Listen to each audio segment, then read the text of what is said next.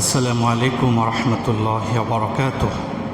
আজকে আমাদের সমাজে যদি এরকম কোনো অসহায় নারী থাকে, অসহায় কোনো নির্দোষী সতী সাধবী মুসলিম নারী এরকম থাকে, আমরা অনেক সময় কিন্তু তাদেরকে হেয় করার জন্য, সমাজে খাটো করার জন্য তাদেরকে এরকম বিভিন্ন অপবাদ দিই।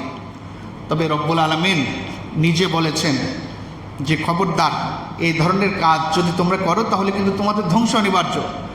কোনো নারী জিনায় লিপ্ত হয়েছে, এটা তুমি নিজ চোখে দেখেছো, এটাই প্রমাণ না। আল্লাহ সুবহানাহু ওয়া তাআলা বলেছেন যে এটা এমন এক অপরাধ, এটা প্রমাণ করার জন্য মিনিমাম 4 জন সাক্ষী লাগবে। আর এমন সাক্ষী যে 4 জন একেবারে কর্মরত অবস্থায় স্বচোখে দেখেছে।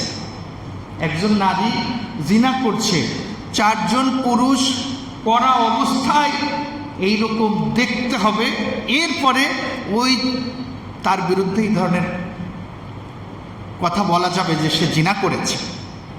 সে জিনা করেছে প্রমাণ করার জন্য 4 জন সাক্ষী কর্মরত অবস্থায় দেখতে হবে। দেখুন আল্লাহ সুবহানাহু ওয়া তাআলা বিষয়টা কত সিরিয়াস। এই 4 জন ব্যক্তি যে সাক্ষী দিল যে আমি নিজে দেখেছি এই মহিলা জিনা করেছে, যদি 4 জন স্বচোখে না দেখে, স্বচোখে কর্মরত অবস্থায় না দেখে, আল্লাহ তাআলা বলেছেন যে এই 4 জনের প্রত্যেককে 80টা করে বেত্রাঘাত করবা। যে করেছে প্রমাণ হলে ওরে 100, যদি অবিবাহিত হয় 100, আর যদি বিবাহিত হয় তাহলে ওকে পাথর মেরে হত্যা, জীবিত অবস্থায় ওকে পাথর মেরে মেরে হত্যা। আর যদি সাক্ষী যে 4 জন, এরা যদি স্বচোখে কর্মরত অবস্থায় না দেখে, আল্লাহ সুবহানাহু ওয়া তাআলা বলেছেন যে ফাজলিদুহুম সামানিনা জালদা, প্রত্যেক সাক্ষীকে 80টা করে তোমরা বেত্রাঘাত করবা। যেই বেত্রাঘাতের তাপমাত্রা ছিল, পরিমাণ ছিল যে 100টা মারার মতো, ওই সাক্ষীর প্রত্যেকটাকে এরকম 80টা করে মারতে হবে।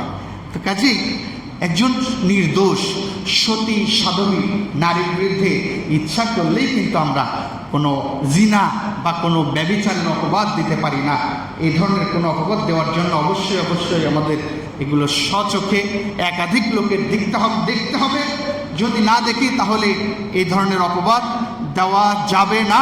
এই ধরনের অপবাদ যারা দিবে, আল্লাহ সুবহানাহু ওয়া তাআলা এদেরকে ধ্বংসের তালিকায় এদের নামকে লিপিবদ্ধ করে দেবেন এবং এদের আজ হোক কাল হোক ধ্বংস হয়ে যাবে।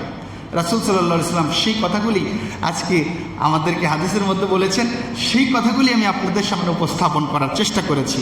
যা শুনলাম আল্লাহ তাআলা আমাদের সবাইকে আমল করার তৌফিক দান করুন। বলুন আমিন। ওয়া আখিরু দাওয়ানা আনিল হামদুলিল্লাহি রাব্বিল আলামিন।